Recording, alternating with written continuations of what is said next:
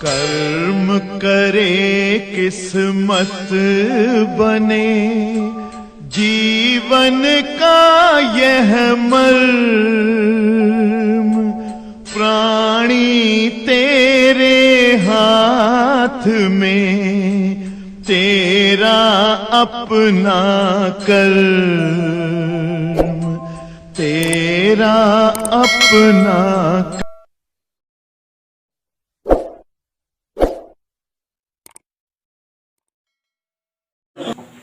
Dear students, हम लोगों ने पढ़ा होल या क्वार्टर क्या है।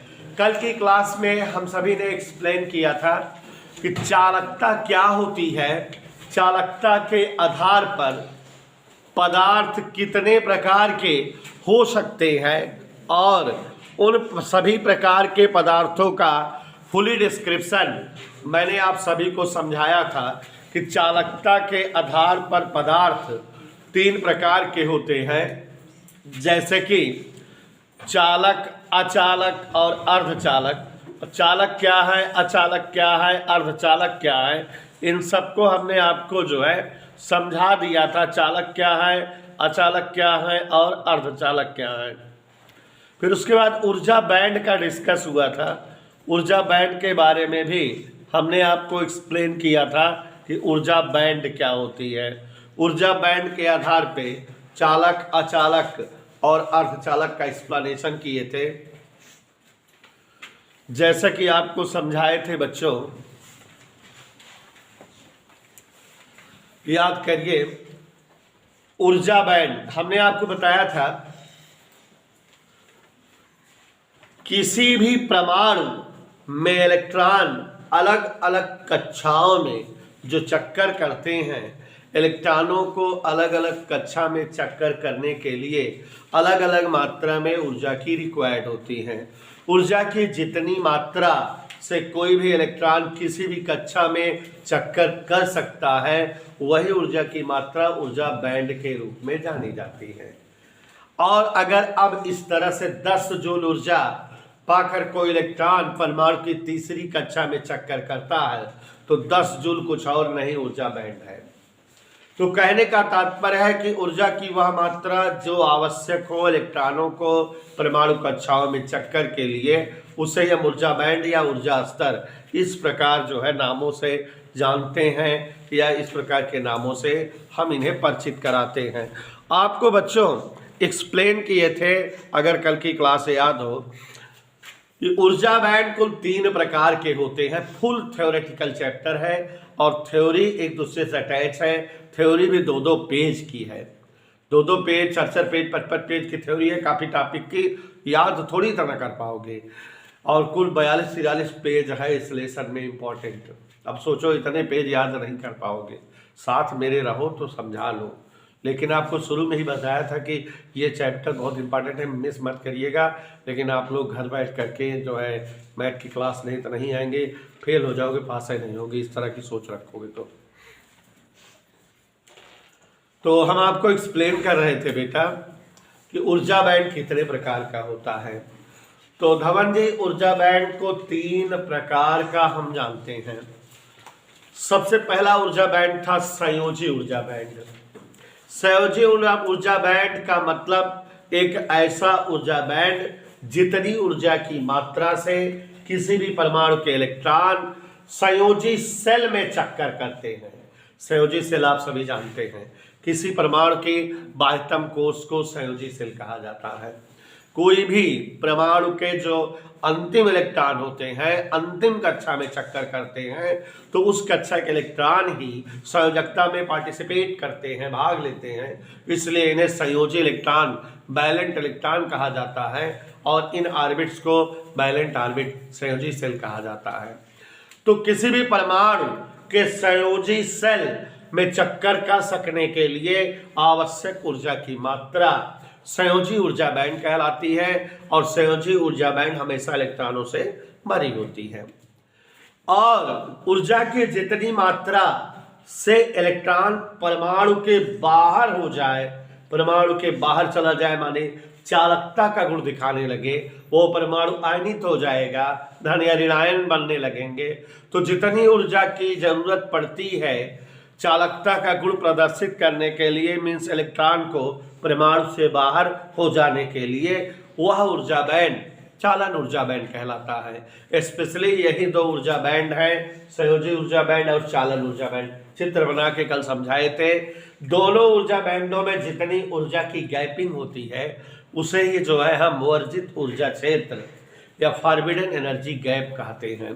आपको समझाए थे कि अगर मान लो किसी परमाणु के इलेक्ट्रॉन के लिए संयोजी ऊर्जा बैंड 6 जूल है, तो 6 जूल ऊर्जा पा करके इलेक्ट्रॉन संयोजक सेल में रहेगा। और अगर चालन ऊर्जा बैंड 12 जूल है या 10 जूल है, तो 10 जूल ऊर्जा रहने पर इलेक्ट्रॉन चालन ऊर्जा बैंड में आ जाएगा। तो 6 से संयोजी में है और 10 से चालन ऊर्जा बैंड में है, तो ऊर्जा का गैपिंग कितना? 4। तो ये जो ऊर्जा की गैपिंग 4 जूल की है, यही जो है दोनों ऊर्जा बैंडों में इलेक्ट्रॉनों को अलग कर रही है। इसी को वर्जित ऊर्जा क्षेत्र की चौड़ाई कहते हैं। अब अगर वर्जित ऊर्जा क्षेत्र की चौड़ाई 4 जूल है और कोई इलेक्ट्रॉन संयोजी ऊर्जा बैंड में है, उसको अगर वर्जित ऊर्जा क्षेत्र के बराबर ऊर्जा मिल जाए, तो साथ ही 4 और मिल जाए तो उसकी ऊर्जा 10 हो जाएगी और वो संयोजी ऊर्जा बैंड से वर्जित ऊर्जा क्षेत्र को क्रॉस करके चालन ऊर्जा बैंड में चला जाएगा, चालकता का गुण दिखाने लगेगा, चालक बन जाएगा। और आपको समझाए थे कि ऊर्जा बैंड के आधार पे पदार्थों को 3 भागों में, चालक, अचालक, अर्धचालक, 3 भागों में बांटा गया है। अगर आए नहीं थे तो कल की वीडियो देखिए, समझ में आ जाएगा। चालक क्या है, अचालक क्या है, अर्धचालक क्या है, एक्सप्लेन किए थे। याद करिए कैसे एक्सप्लेन किए थे। ऐसे पदार्थ जिनके संयोजी, चित्र नहीं बना रहे, कल समझाए थे, जिनके संयोजी ऊर्जा बैंड की चौड़ाई और चालन ऊर्जा बैंड की चौड़ाई लगभग समान हो, वर्जित ऊर्जा क्षेत्र की चौड़ाई बहुत ही कम हो, ऐसे पदार्थ चालक पदार्थ कहलाते हैं। क्यों? क्योंकि इन पदार्थों में संयोजी ऊर्जा बैंड के इलेक्ट्रॉनों की ऊर्जा अगर थोड़ा से भी ज्यादा हो जाती है तो वर्जित ऊर्जा क्षेत्र को क्रॉस करके चालन ऊर्जा बैंड में आ जाते हैं, चालकता गुण दिखाने लगते हैं। और ऐसे पदार्थ जिनमें चालन ऊर्जा बैंड की चौड़ाई बहुत ज्यादा हो और वर्जित ऊर्जा क्षेत्र की चौड़ाई भी बहुत अधिक हो, तो उस प्रकार के पदार्थ में संयोजी ऊर्जा बैंड के इलेक्ट्रॉनों की ऊर्जा नहीं बढ़ पाती उतना जितना कि जो है वर्जित ऊर्जा क्षेत्र की चौड़ाई है। तात्पर्य है कि इसमें संयोजी ऊर्जा बैंड के इलेक्ट्रॉन चालन ऊर्जा बैंड में इजीली नहीं आ पाते। ऐसे पदार्थ अचालक पदार्थ कहलाते हैं और ये चालकता का गुण नहीं प्रदर्शित करते। जिन पदार्थों में वर्जित ऊर्जा क्षेत्र की चौड़ाई चालक पदार्थों की अपेक्षा अधिक और अचालक पदार्थों की अपेक्षा कम होती है, माने जब वर्जित ऊर्जा क्षेत्र चौड़ाई अचालकों से कम होती है, तो ऐसे पदार्थों में आप जान रहे हैं कि ऐसे पदार्थों में संयोजी ऊर्जा बैंड के इलेक्ट्रॉन की ऊर्जा देने पर उनकी ऊर्जा वर्जित ऊर्जा क्षेत्र की चौड़ाई से अधिक हो सकती है और वो संयोजी ऊर्जा बैंड को छोड़कर चालन ऊर्जा बैंड में आ जाएंगे, चालकता का गुण दिखाने लगेंगे। और यही वजह है कि अर्धचालक जो है सामान्य ताप पर तो विद्युत के अचालक होते हैं, लेकिन बहुत ऊर्जा देने पर, मीन्स गर्म किए जाने पर वे जो है चालक बन जाते हैं, चालकता गुण दिखाने लगते हैं। अब उसके बाद बच्चों हमने यहीं पर होल या कोटर एक्सप्लेन किया था। आपको समझाया था कि ये जो संयोजी ऊर्जा बैंड में बहुत सारे इलेक्ट्रॉन हैं, अगर इनको ऊर्जा मिलती है तो कोई इलेक्ट्रॉन की ऊर्जा बढ़ी तो वो चालन ऊर्जा बैंड में आ जाता है अपनी जगह छोड़ करके। और इस प्रकार संयोजी ऊर्जा बैंड में एक इलेक्ट्रॉन का रिक्त स्थान या वैकेंट प्लेस बन जाता है, क्योंकि यहाँ का इलेक्ट्रॉन कहाँ चला गया है? चालन ऊर्जा बैंड में। ये जो इलेक्ट्रॉन का रिक्त स्थान, इलेक्ट्रॉन के बैठने की खाली जगह, इलेक्ट्रॉन की कमी वाली जगह बन गई है, इसे ही होल या कोटर कहते हैं। होल या कोटर मतलब इलेक्ट्रॉन की कमी, और इसलिए यह धनावेशित मानी गई है। तो होल या कोटर को हम धनावेश समझते हैं। और अब अगर समझो कि जो है संयोजी ऊर्जा बैंड में 15-20 इलेक्ट्रॉन है, इलेक्ट्रॉन की किसी इलेक्ट्रॉन की ऊर्जा बढ़ी, वो अपनी जगह छोड़कर जंप कर गया चालन ऊर्जा बैंड में, तो अब यहाँ एक इलेक्ट्रॉन का वैकेंट प्लेस, रिक्त स्थान बन गया, एक कुर्सी खाली हो गई इलेक्ट्रॉन को बैठाने की, तो ये जगह जो है होल या कोटर हुई। अब अगर इस संयोजी ऊर्जा बैंड में किसी और जगह का कोई इलेक्ट्रॉन उठ करके इस जगह पे आके बैठ जाए, तो यहाँ की जो कमी थी इलेक्ट्रॉन की समाप्त हो जाएगी, लेकिन किसी और जगह इलेक्ट्रॉन की कमी बन जाएगी जहाँ से इलेक्ट्रॉन उठकर आया है। तो होल या कोटर अब उस जगह बन जाएंगे। कोई तीसरे स्थान का इलेक्ट्रॉन उठ करके उस दूसरे गैप को भर देगा तो होल या कोटर तीसरी जगह बन जाएंगे। तो इस तरह से अर्धचालकों में, संयोजी ऊर्जा बैंड में जगह जगह होल या कोटर बनते रहते हैं। होल या कोटर यहाँ बना, फिर यहाँ बना, फिर यहाँ बना, मीन्स होल या कोटर चल रहे हैं, प्रवाहित हो रहे हैं, यहाँ यहाँ यहाँ।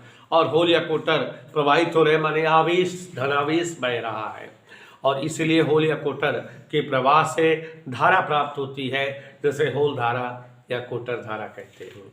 बाय द वे बच्चों, होल या कोटर को बहुत डिटेल में जानिए, क्योंकि होल या कोटर नॉलेज से ही हम लोग जो है अर्धचालक का डिस्क्रिप्शन करेंगे। अर्धचालक दो आधार पे समझा चुके हैं हम, चालकता के आधार पर, और अर्धचालकों को हम जो है ऊर्जा बैंड के आधार पर समझा चुके कि ये अर्धचालक रियली क्या है। अर्धचालक मीन्स सेमीकंडक्टर, और इस पूरे लेसन में अर्धचालक, इनका उपयोग, और आप जानते हो कि कल समझाए थे कि दुनिया में अब जितनी भी चीज़ें हमारी यूजफुल वाली हैं सब जगह अर्धचालक भरे हैं। हमें अगर एलईडी पढ़ना है, मोबाइल, लैपटॉप, कम्युनिकेशन या इंटरनेट के बारे में जानना है, तो सभी जगह अर्धचालकों का इस्तेमाल है। इन्वर्टर तक भी अर्धचालक के ही इस्तेमाल से बनता है। तो भाई द वे अर्धचालक बहुत इंपॉर्टेंट टॉपिक हो गया।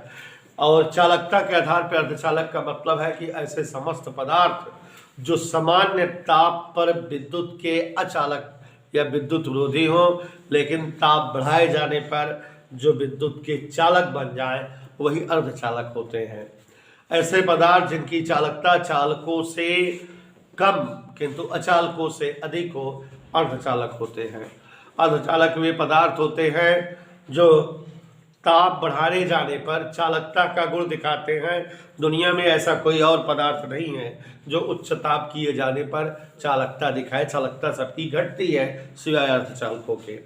तो आज आपको बात करनी है कि ये अर्धचालक दो प्रकार के माने जाते हैं, अध्ययन में असुविधा ना हो इसलिए।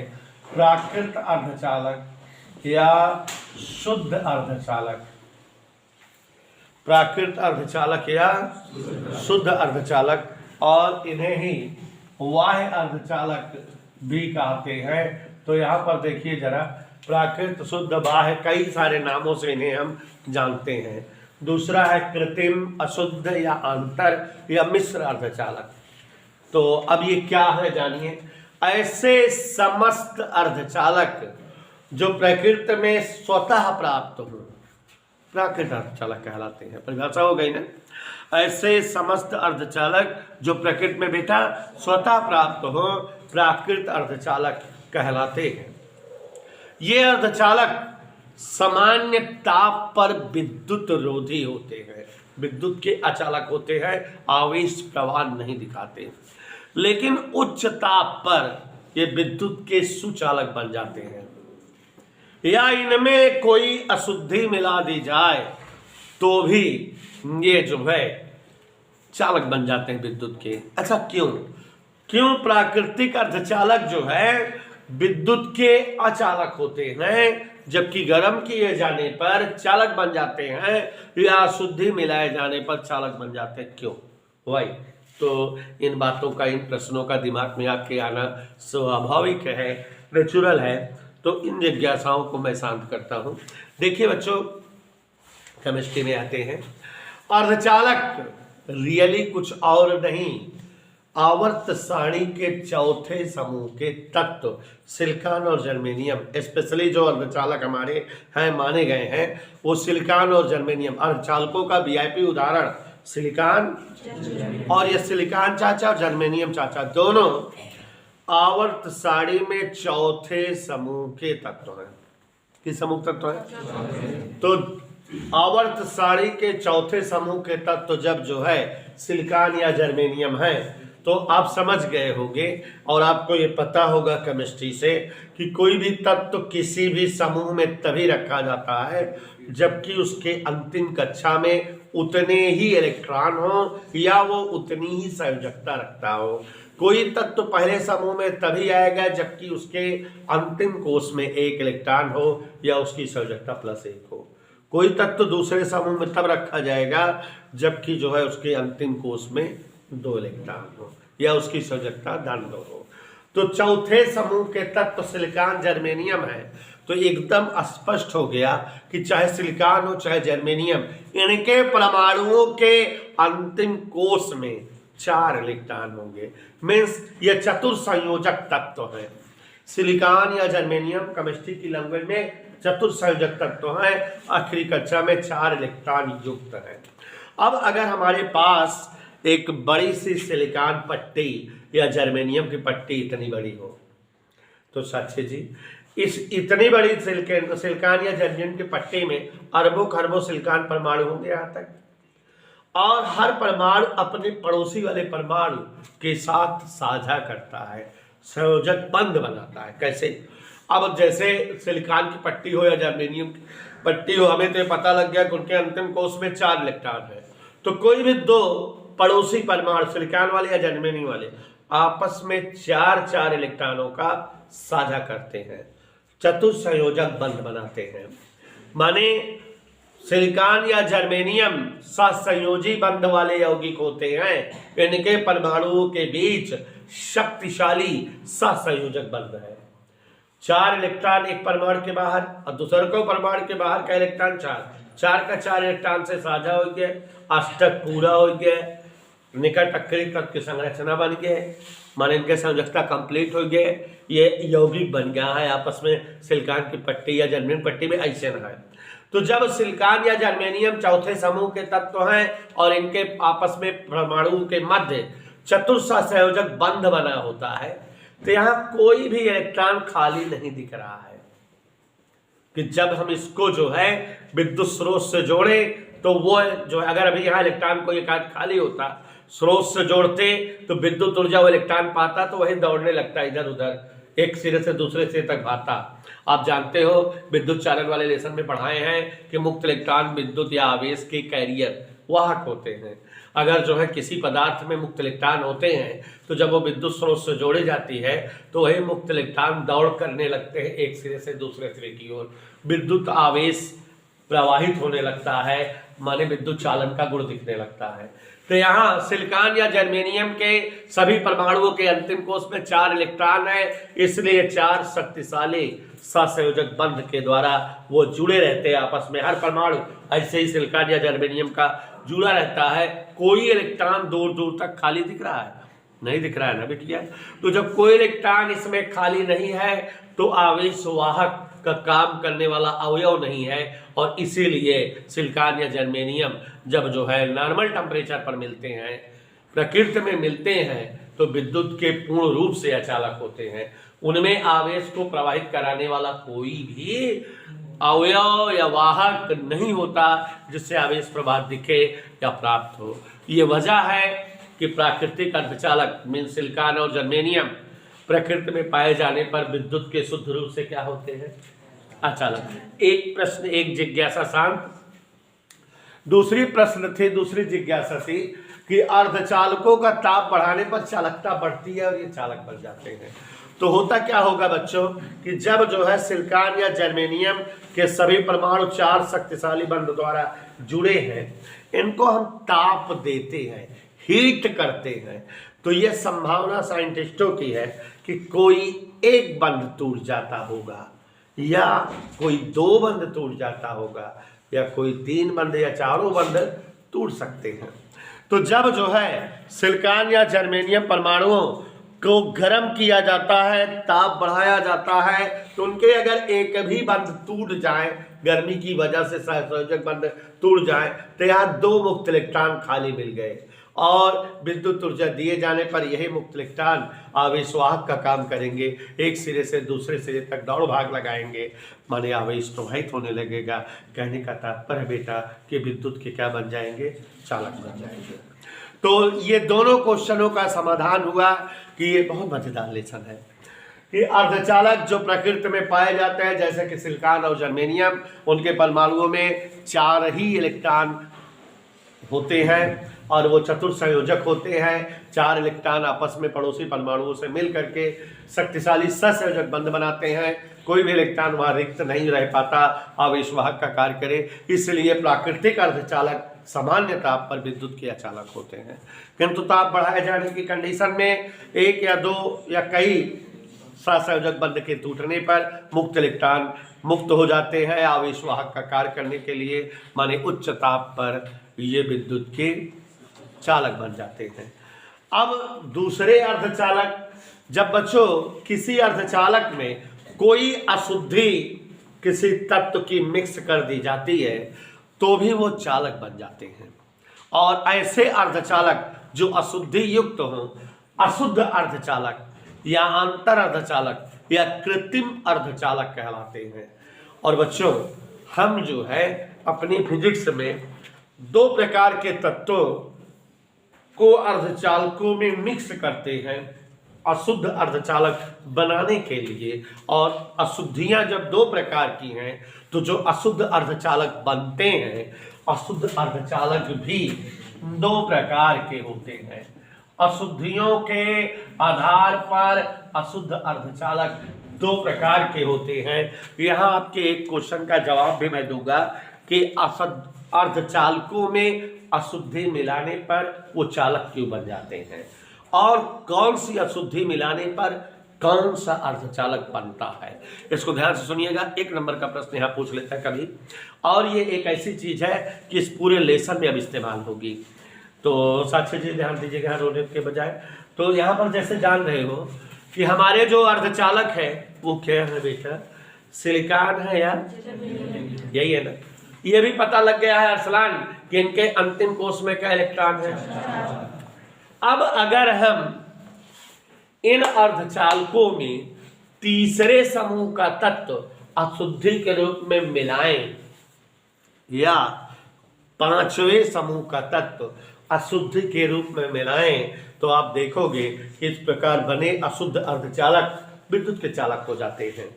चूंकि अब आप अशुद्धियां जान गए हैं, 2 प्रकार की हम मिलाते हैं अर्धचालकों को अशुद्ध करके चालकता का गुण प्रदर्शित कराने के लिए।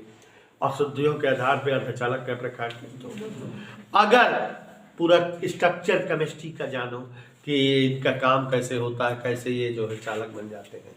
अगर क्या बोले, अगर किसी अर्धचालक में तीसरे समूह का तत्व अशुद्धि के रूप में मिलाएं, बोलो बेटा विक्रांता, तीसरे समूह का तत्व मतलब एल्युमिनियम बोरान वगैरह। और जब तीसरे समूह के तत्व चाचा आ रहे हैं, जो बता रहा हूं बेटा पूरी जिंदगी भर के लिए पढ़े रहना, तीसरे समूह के तत्व हमारे अर्धचालक में मिलाए जा रहे हैं, तो तीसरे समूह के तत्व के परमाणुओं के अंतिम कोष में हाउ मेनी इलेक्ट्रॉन, और आपके अर्धचालक परमाणु के अंतिम कोष में ऐसे ही तो है।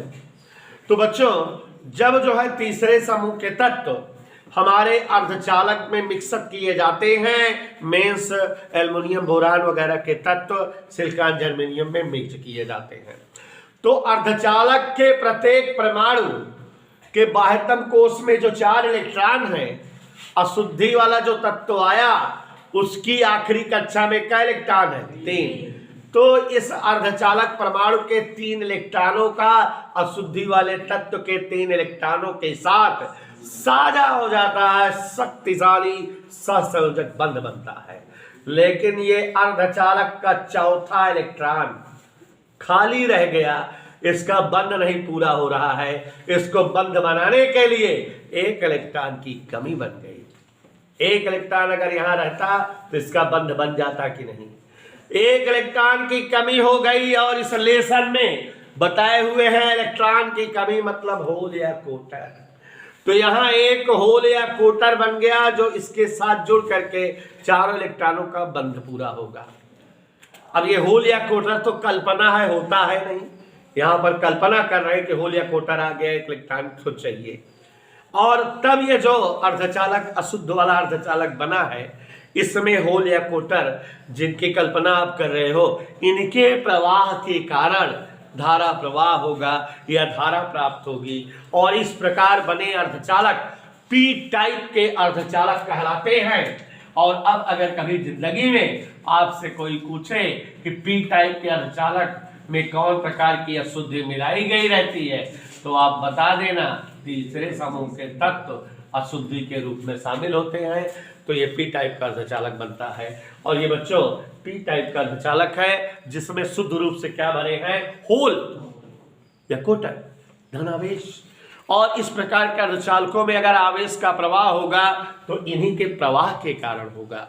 एक चीज यहीं पर मैं अपनी बाणी को विराम देते हुए बताना चाहूंगा। हमारे बीच जो है स्नेहा ओझा जी बैठी हुई हैं, केमिस्ट्री की बहुत जानकार है। देखो बेटा, अर्धचालक ये जो बन रहे हैं इनमें कभी कभी पूछा जाता है कि आवेश कई प्रकार के होते हैं। तो दो प्रकार के, एक जो ज्यादा हो और एक जो, तो ज्यादा होल है इसमें। तो पी टाइप के अर्धचालक वे अर्धचालक होते हैं जिनमें बहुसंख्यक आवेश होल या कोटर होते हैं। तो अगर हम कहें पी टाइप के अर्धचालकों के बहुसंख्यक आवेश, तो जान जाना सर जी बेवकूफ बना रहे हैं, सीधे होल या कोटर कह रहे हैं। तो होल या कोटर का मतलब इसके बहुसंख्यक आवेश। तो अब आप समझ गए कि अल्पसंख्यक आवेश की कल्पना करेंगे, जो इनमें कम संख्या में होंगे वो है इलेक्ट्रॉन। तो पी टाइप में बहुसंख्यक आवेश होल या कोटर होते हैं जिनके प्रवाह से यह चालकता का गुण प्रदर्शित करते हैं। इन्हीं की वजह से इनमें चालकता का गुण दिखता है। समझ है? तो बहुसंख्यक आवेश इसमें क्या है, होल या कोटर। अल्पसंख्यक आवेश क्या है, इलेक्ट्रॉन। जस्ट अपोजिट, दो ही प्रकार के आवेश होंगे, बहुसंख्यक अल्पसंख्यक, ज्यादा मात्रा वाला कम मात्रा वाला।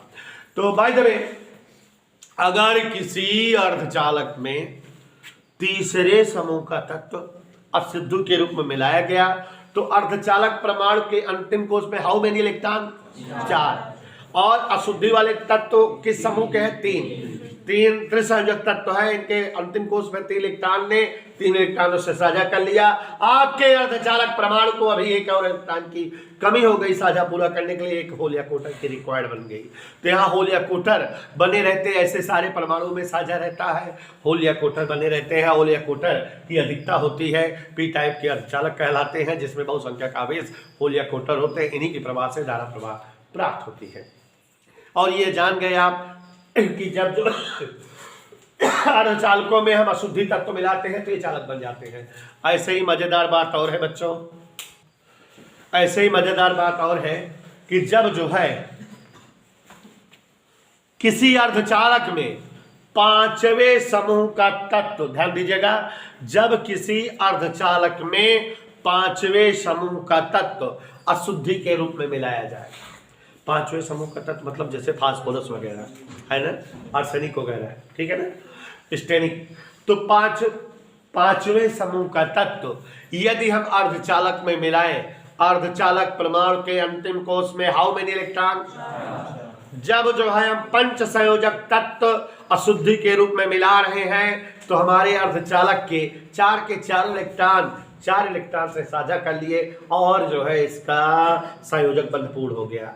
और जो आपने जो है लाया है अशुद्धि वाला तत्व, उसमें एक इलेक्ट्रॉन फालतू मिल गया आपको। और इस प्रकार यहाँ तो अर्धचालक के सारे परमाणु जो है जुड़ जाएंगे, लेकिन एक एक इलेक्ट्रॉन हर बार जुड़ने पर बचता रहेगा और ये इलेक्ट्रॉन आवेशवाहक का काम करेंगे। और इस प्रकार बना अर्धचालक एन टाइप का अर्धचालक कहलाता है और जिसमें शुद्ध रूप से इलेक्ट्रॉनों की भरमार होती है। और इस प्रकार के अर्धचालक में आवेश का प्रवाह इलेक्ट्रॉन प्रवाह के कारण होता है और ये हमारे एन टाइप के अर्धचालक कहलाते हैं। तो यहाँ पर मैं एक बात और बता देना चाहूँगा ओझा जी, पी टाइप के अर्धचालक में बहुसंख्यक आवेश क्या होता है बेटिया, होल या कोटर। और एन टाइप के अर्धचालकों में बहुसंख्यक आवेश क्या होता है, इलेक्ट्रॉन। पी टाइप में अल्पसंख्यक आवेश क्या होते हैं, पी टाइप में अल्पसंख्यक आवेश इलेक्ट्रॉन होते हैं।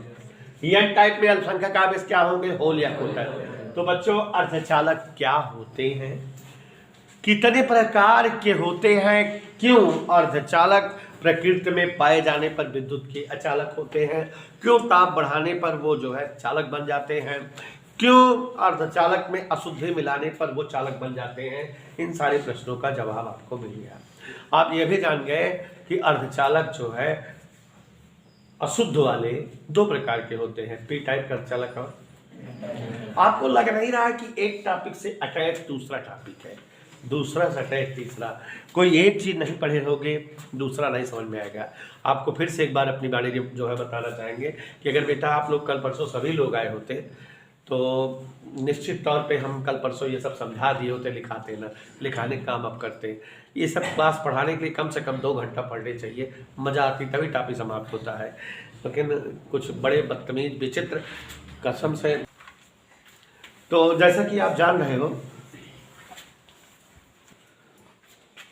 By the way, P type का अर्धचालक जान गए और एन टाइप का अर्धचालक समझ गए। कौन कौन अर्धचालक समझ गए?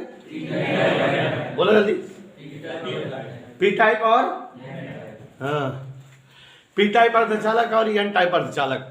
तो ये समझ में आ गया कि अब आपको पूरे लेसन के हेडिंगों में क्लियर रहे कि पी टाइप का अर्धचालक क्या है, एन टाइप का अर्धचालक क्या है, क्योंकि अब हम हर हेडिंग में पी टाइप बोलेंगे और एन टाइप में।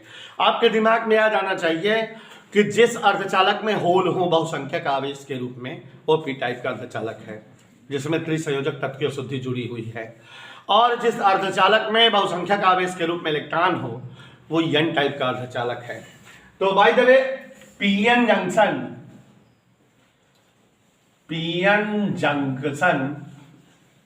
या पीएन संधि, ध्यान से देखिए बच्चों। इसके बाद जैसे पीएन जंक्शन, फिर अभिनति, अग्रअभिनति, पश्चाभिनति, सब एक एक टॉपिक जुड़े हैं। तो इसलिए प्लीज ध्यान सुनिए। अब देखो टाइम हो गया, हम क्या पढ़ाएं, तो ये सब चीजें कम से कम 2 घंटा पढ़ानी चाहिए, 2 टॉपिक क्या पढ़ा पाए। तो ध्यान दीजिएगा, पीएन जंक्शन, यदि पी टाइप और एन टाइप के अर्धचालकों को इस प्रकार संयोजित किया जाए कि पी टाइप या पी क्षेत्र के होल, माइंड में है मेरे में होल आना है, एन क्षेत्र की ओर इजिली आ सके, आसानी से आ सकते, और एन टाइप या एन क्षेत्र के इलेक्ट्रॉन इजिली पी क्षेत्र या पी टाइप की ओर आ सके, मींस होल और इलेक्ट्रॉनों का आवागमन एक दूसरे में हो सके। तो ऐसी संधि को, पी टाइप और एन टाइप के अर्धचालकों की ऐसी संधि को पीएन संधि कहा जाता है। और बच्चों समय नहीं है, कल की क्लास में पढ़ाएंगे कि अगर पी टाइप और एन टाइप के अर्धचालकों को हम जोड़ दे, संयोजित कर दे, बहुत मजेदार चीजें हैं कि पी क्षेत्र के होल एन क्षेत्र की ओर आ सके और एन क्षेत्र के इलेक्ट्रॉन पी क्षेत्र की ओर आ सके, तो इस संयोजन को पीएन संधि कहा जाता है। और जहां दोनों संधि तल होता है, जुड़ाव तल होता है, तो पी क्षेत्र में होल इकट्ठा रहते हैं, एन क्षेत्र में इलेक्ट्रॉन इकट्ठा रहते हैं। होल इलेक्ट्रॉन पास पास है, दोनों एक दूसरे के कारण उपस्थित के कारण विभव बनाए हैं। इस स्थल का विभव चित्र बना समझाऊंगा, विभव प्राचीर कहलाता है। और ये स्थल जहां दोनों का जुड़ाव होता है, अवक्षय परत कहलाती है। और अगर किसी पीएन संधि को बैटरी से जोड़ दिया जाए, पीएन जंक्शन या पीएन संधि को बैटरी से जोड़ दिया जाए, तो उसे अंग्रेजी में बायस और हिंदी में अभिनति कहा जाता है। और अभिनति 2 प्रकार की कल चित्र में समझेंगे बनेगी। एक बनेगी अग्र अभिनति फॉरवर्ड बायस, और एक बनेगी पश्च अभिनति रिवर्स बायस। अगर किसी पीएन जंक्शन, ध्यान सुनिएगा, में पी टाइप के अर्धचालक को बैटरी के धन ध्रुव से और एन टाइप के अर्धचालक को बैटरी के ऋण ध्रुव से जोड़ दें, तो ये पीएन संधि अग्र अभिनति कहलाती है। और अगर किसी पीएन संधि को बैटरी से इस प्रकार जोड़ें कि पी क्षेत्र बैटरी के ऋण ध्रुव से और एन क्षेत्र बैटरी के धन ध्रुव से जुड़े, तो इसे पीएन संधि पश्च अभिनति कहते हैं। और आपको कल के क्लास में एक्सप्लेन करेंगे पीएन संधि अग्र अभिनति पर वर्किंग कैसे होती है और जो है पश्च अभिनति पर वर्किंग कैसे होती है। पीएन संधि का हमारी लाइफ में उपयोग है रेक्टिफायर बनाने में। हम लोग जो है इन्वर्टर माने एसी को डीसी में बदलने में सिखाएंगे। 2 रेक्टिफायर हैं, बड़ा मजेदार है। अगर पीएन संधि की क्रियाविधि आप समझ लोगे कल की क्लास में, तो रेक्टिफायर की क्रियाविधि आप समझ जाओगे, फोटो डायोड पढ़ाएंगे उसमें समझ जाओगे, सोलर सेल समझ जाओगे, एलईडी समझ जाओगे, ट्रांजिस्टर समझ जाओगे। और बच्चों ये लेसन 15-20 नंबर के महत्वपूर्ण है, थ्योरेटिकल है। एक एक हेडिंग 4-4 5-5 पन्ना के हैं, और अगर याद कर तो कितना याद कर, लेकिन मेरा दावा है क्लास लिए रहो पूरा मस्त।